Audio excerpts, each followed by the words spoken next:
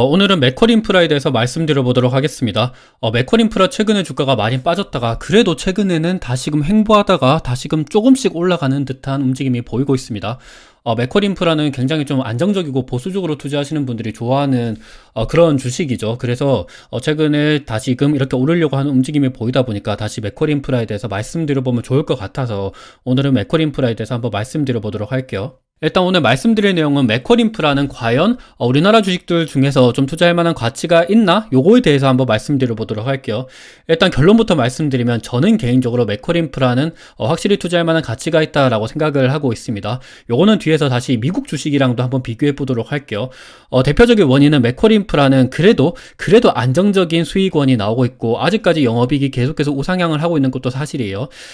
이거는 저번 영상에서 한번 말씀을 드렸는데 지금 이 영상에는 안 가져왔어요. 2008년도 글로벌 금융위기 그때를 제외하고 나서는 맥컬인프라는 매년마다 영업이익이 계속해서 올라가던 곳이었어요. 2020년도 코로나 때도 마찬가지였고요. 그리고 미중 반도체 분쟁 이런 거랑 상관없이 맥컬인프라는 계속해서 영업이익이 증가하고 있습니다. 지금도 마찬가지예요.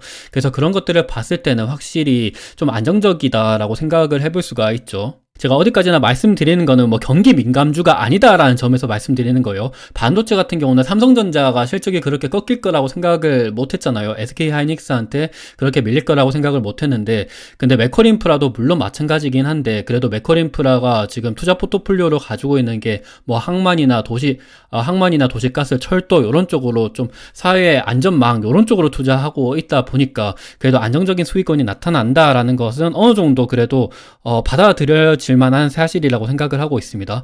물론 이거는 뒤에서 다시 말씀드리겠지만 미국이나 신흥국이랑 다르게 우리나라는 어느 정도 성장이 조금 제한되어 있고 이런 문제 때문에 맥컬인프라 관련돼서 조금 안 좋게 보시는 분들도 많다라고 생각을 하고 있어요. 그래도 아직까지는 조금 오르고 있고 그리고 그것 때문에 주가도 좀 떨어지고 있기도 하지만 그래도 배당 수익률이 높기도 합니다. 맥컬인프라는 배당 수익률이 한 6% 넘게 나오고 있죠. 세부적인 내용은 다시 뒤에서 미국 기업들이랑 한번 비교해 보도록 할게요. 일단 맥컬인프라는 최근 들어서 다시금 옆으로 횡보하다가 조금씩 올라가는 듯한 움직임이 보이고 있습니다. 장기 월봉을 봤을 때는 맥컬인프라 원래 이때까지는 2010년도부터 해서 거의 10년 동안은 계속해서 우상향을 하다가 최근에 2012년도 그때부터 금리가 오르기 시작을 하면서 맥컬인프라도 좀 안 좋아지고 있는 모습이 보이고 있습니다. 대표적으로 맥컬인프라가 하는 사업은 남들한테 돈을 빌려서 그러니까 주식을 찍던지 아니면 차입을 하든지 이렇게 차입에 대한 비용이 나타날 수밖에 없습니다. 근데 금리가 올라간다라는 거는 전반적으로 비용이 상승한다. 근데 그 비용만큼 다시 회수하는 게 있으면 괜찮은데 맥컬인프라는 최근 들어서 조금 주춤하는 듯한 모습이 보이고 있습니다. 그리고 그와 더불어서 아무래도 금리가 높으면 배당주 쪽으로 조금 안 좋은 모습도 보이고 있기도 하죠. 그래서 최근에는 안 좋긴 하지만 그래도 다시금 옆으로 움직이는 모습이 보이고 있다라고 여기서 확인해 볼 수가 있어요. 근데 제가 지난 영상에서 뭐라고 말씀을 드렸냐면 맥컬인프라가 과거에 유상증자를 발표했을 때 어떤 식으로 주가가 움직였냐를 말씀드려 보자라고 했었는데 그때 2013년도 6월 12일 날 그때 유상증자를 발표했었습니다. 그때 직후부터 주가가 빠졌죠. 그래서 쭉 빠지다가 2013년도 8월 21일 날 요때 어떤 일이 있었냐 신주가 상장되었었습니다. 그때부터 주가가 다시 반등했다. 그래서 이번에도 하남 데이터센터 인수 관련돼서 유상증자를 발표했는데 마찬가지로 과거 유상증자 발표했을 때 주가가 어떻게 움직였는지를 참고해보자 라고 말씀을 드렸습니다. 이번에는 어떻게 움직였냐. 2024년도 6월 26일 날 요때 하남 데이터센터 인수 관련된 발표를 했습니다.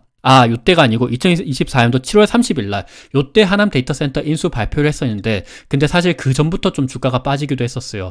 6월 26일 날 그때부터 본격적으로 빠졌는데 요때가 분배락일이었습니다. 상반기 분배금에 대한 분배락일이었고요. 그때부터 주가가 쭉 빠지기 시작을 했다가 앞서 보신 것처럼 신주 상장일 때부터 과거에는 유상증자 때 주가가 다시금 반등을 했는데 이번에도 신주 상장일이 10월 25일이었습니다. 어찌 보면 우연히 일치이기도 한데 조금은 비슷한 움직임이 다시 보이고 있다라고 여기서 확인해 볼 수가 있을 것 같아요. 무조건 100% 맞다라는 건 아닙니다. 어디까지나 주식 투자할 때는 100%는 없기 때문에 그냥 참고 삼아 과거에 이렇게 움직였는데 이번에도 어찌 보면 신주 상장일 때부터 조금 지켜보자라는 말씀을 드렸는데 최근 들어서 다시금 옆으로 움직이는 듯한 모습이 보이고 있어요. 맥컬인프라는 하남 데이터센터를 인수했었죠. 근데 하남 데이터센터 인수 관련돼서 글로벌 기업들의 주가를 보면 대표적으로 원자력 발전 기업들이죠. 미국의 컨스텔레이션 에너지랑 그리고 비스트라 코퍼레이션, 뉴스케일 파워, 그리고 탈렌 에너지, 오클로 이런 기업들 같은 경우 올해 들어서 이게 올해 아직 1년도 안 지난 올해입니다. 보면 뭐 100%, 200%, 488%. 와, 뉴스케일 파워는 진짜 많이 올랐습니다. 그리고 탈렌 같은 경우도 160%, 그리고 오클로는 98% 정도 올랐습니다. 전반적으로 원자력 발전 기업인데, 원자력 발전 기업들의 주가를 말씀드리는 이유가 뭐냐면, 지금 빅테크 기업들이 굉장히 데이터 센터, 그리고 뭐 GPU, AI 가속기 이런 쪽으로 투자를 많이 하고 있습니다. 아마존, 마이크로소프트, 뭐 테슬라, 메타 이런 것들 전반적으로 올해 투자를 굉장히 많이 집계하고 있는데 올해 투자가 40% 증가해서 280조라고 합니다. 와, 진짜 기업들이 280조라 그러면 우리나라 1년 예산? 1년 예산보다는 당연히 적기는 한데 근데 그 정도 수준으로 진짜 굉장히 많이 투자를 하고 있다라고 생각을 해보시면 좋을 것 같아요. 이게 데이터 센터로 투자를 하고 있는데 이 사람들이 얘기하는 걸로는 보면 순다르 피차이 알파벳 CEO 같은 경우는 과소 투자가 과잉 투자보다 위험하다. 마크 저커버그 같은 경우도 뭐 AI 역량을 구축하는 것이 낫다 필요 이상으로. 그리고 에미 후드 마이크로소프트 CFO죠. 이분 같은 경우도 AI 투자가 수익을 내는 데는 15년 이상 걸린다. 인내심을 가져라. 전반적으로 지금 AI 투자 쪽으로 굉장히 목소리를 많이 내고 있습니다. 근데 매컬인프라도 이번에 데이터 센터를 인수를 했는데 사실상 그래도 저는 장기적으로 봤을 때 조금 뭐 괜찮지 않나라는 생각을 하고 있습니다. 사실 매컬인프라가 이때까지 투자하는 거는 뭐 터널, 항만, 뭐 고속도로, 도시가스 이런 쪽인데 아무래도 다들 아시다시피 우리나라의 성장이 조금 지체되고 있잖아요. GDP 성장률을 보더라도 좀 많이 떨어지고 있기도 하고 그리고 출산율을 보더라도 계속 떨어지고 있고 이런 것들을 봤을 때는 차라리 신사업 쪽으로 가는 게 지금 당장은 비용에 대한 이슈도 있기는 하지만 그래도 괜찮지 않나라는 생각을 개인적으로 하고 있다라는 말을 드리려고 요거를 한번 말씀드린 거예요. 그래서 요거는 한번 참고 삼아 이번에 하남 데이터 센터 인수 관련돼서 과거에 어떻게 될까 요거는 뭐 요쪽을 한번 참고 삼아 보시면 좋을 것 같다라는 말씀을 드리고 싶습니다. 그리고 매콜인프라는 다들 아시다시피 배당을 많이 줘요. 최근에 주가가 많이 빠졌기 때문에 올해 예상되는 배당 수익률은 한 6.5% 정도가 나옵니다.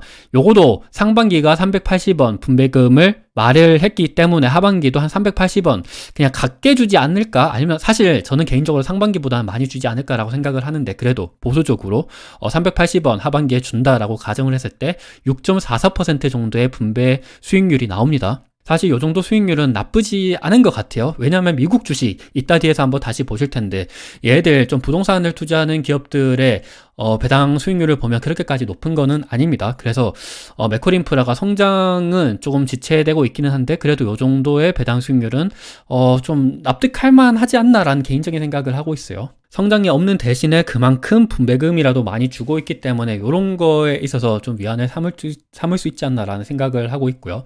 6.44% 정도의 배당 수익률이 높은 게 뭐냐면 우리나라 국고채 수익률을 보면 이거는 미국 주식 수익률이 미국 채권 수익률이 훨씬 더 높죠. 우리나라의 기준금리가 워낙 낮기 때문에 채권 수익률도 낮습니다. 보면 전체적으로 뭐 2% 후반대 그리고 3% 초반대 이 정도를 유지하고 있습니다.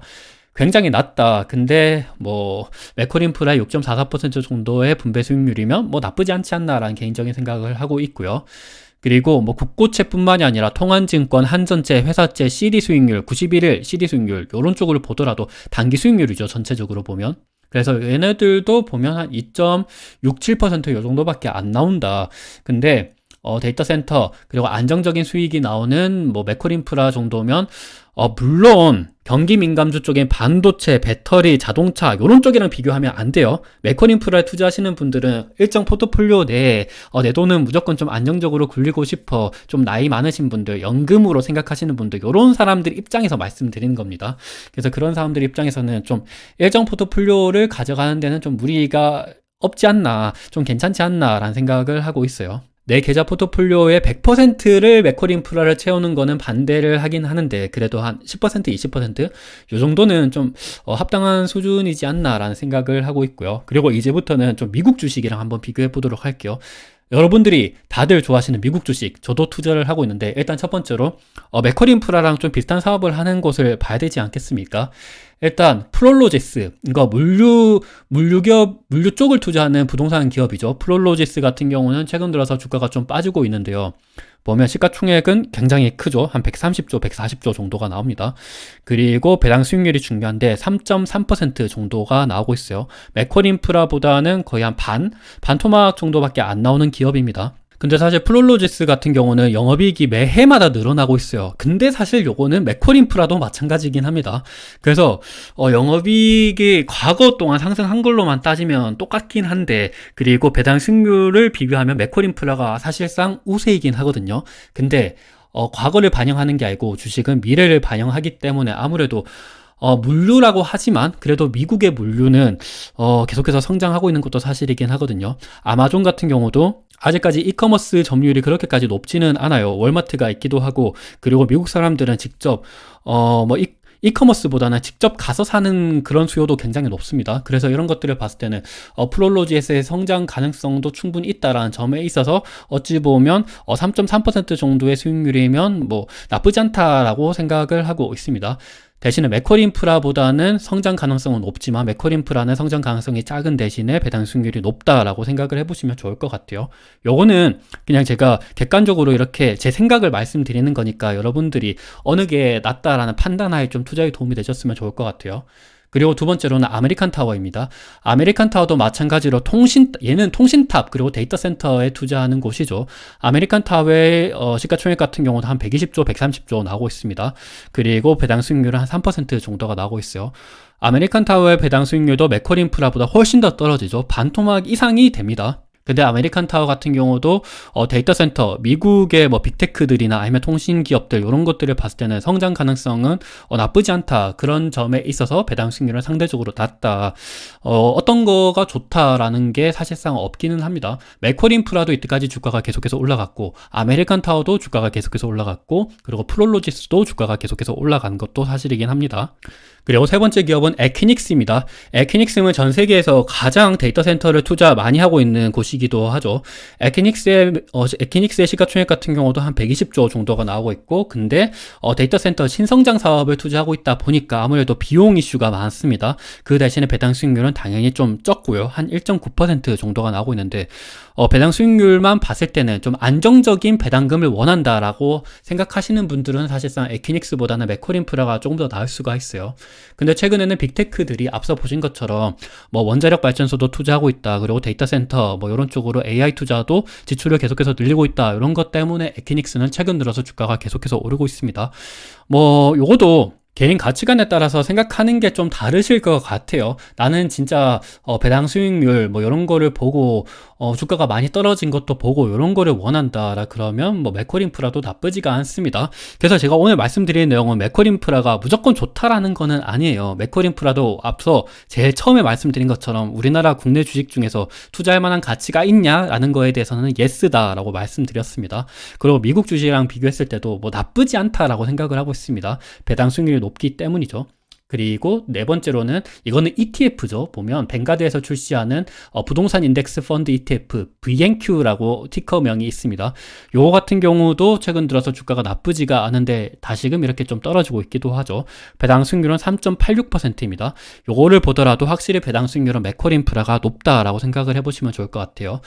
VNQ 같은 경우는 상업용 부동산 쪽으로 투자를 많이 하고 있습니다. 그래서 이번에 금리가 많이 올랐을 때 VNQ 같은 경우는 주가가 굉장히 많이 떨어지기도 했었죠. 근데 최근 들어서는 금리 인하에 대한 소식이 있다 보니까 다시금 올라가는 듯한 모습이 보이고 있습니다. 근데 다시금 금리가 오르다 보니까 다시 떨어지고 있는 듯한 모습을 보이고 있고요. 근데 상업용 부동산 같은 경우는 미국은 저는 또 개인적으로 그렇게 생각을 하기도 해요. 상업용 부동산은 아무래도 언택트 수요에 대한 그런 좀 부정적인 이슈가 크다라고 생각을 하고 있습니다. 우리나라 사람들 같은 경우는 아무리 전 세계에서 상업용 부동산 가격이 많이 떨어진다라 그러더라도 우리나라는 그렇지가 않습니다. 우리나라 사람들은 회사 출근해라 그러면 굉장히 출근 잘합니다. 근데 미국 사람들은 출근 잘 안 하죠. 실제로 빅테크를 다니고 있는 사람들은 뭐 집에서 재택근무 하시는 분들이 굉장히 많습니다. 그리고 재택근무를 하면 상업용 부동산 주위에서 상가들도 좀 장사하기가 힘들어질 수가 있겠죠. 그래서 그런 것들을 봤을 때는 VNQ 같은 경우는 앞서 뭐 데이터 센터, 이퀴닉스 이런 것보다는 성장 가능성은 떨어진다라고 생각을 하고 있습니다. 그런 것들이 어찌 보면 대신에 배당 수익률이 높은 걸로 커버는 칠 수 있다라고도 생각이 되어지고 있고요. 그리고 다음은 많은 사람들이 좋아하는 바로 리얼티인컴입니다. 리얼티인컴 같은 경우도 상업용 부동산 쪽으로 투자 많이 하고 있죠. 뭐 레스토랑이나 아니면 백화점이나 요런 쪽으로도 투자를 많이 하고 있습니다.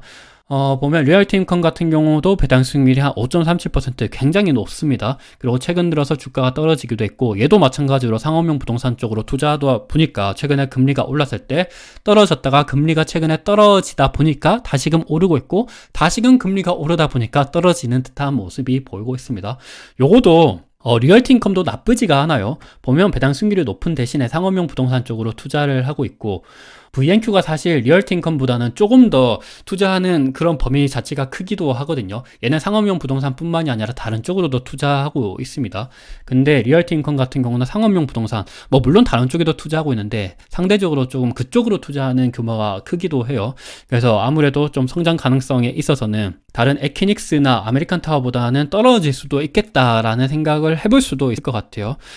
그래서 배당 수익률이 높은데, 저는 개인적으로 리얼티인컴 나쁘지 않습니다. 저도 리얼티인컴 사실 투자하고 있습니다. 맥쿼리인프라도 나쁘지 않다라고 생각을 하고 있고, 우리나라 쪽으로 터널, 항만, 그리고 리얼티인컴 같은 경우는 터널, 항만 쪽으로 투자하는 게 아니다 보니까 투자하는 포트폴리오는 좀 사실상 다르기도 해요. 그냥 개인적으로는 둘 다 조금 들어가는 게 포트폴리오에 10%, 5%, 7% 한 요 정도 들어가는 거는 포트폴리오를 다각화하는데 나쁘지 않지 않나라는 생각을 하고 있고요. 리얼티인컴 같은 경우 영업이익이 계속해서 이렇게 올라가고 있습니다. 이거는 사실상 맥쿼리인프라도 마찬가지고 다른 앞에 있는 기업들도 다들 영업이익은 꾸준히 올라가고 있습니다. 제가 안 가져왔을 뿐이에요. 그리고 리얼티인컴도 배당 수익률이 계속 올라가고 있습니다. 배당금이 이렇게 쭉 올라가고 있는 모습을 보이고 있죠. 리얼티인컴 나쁘지가 않아요.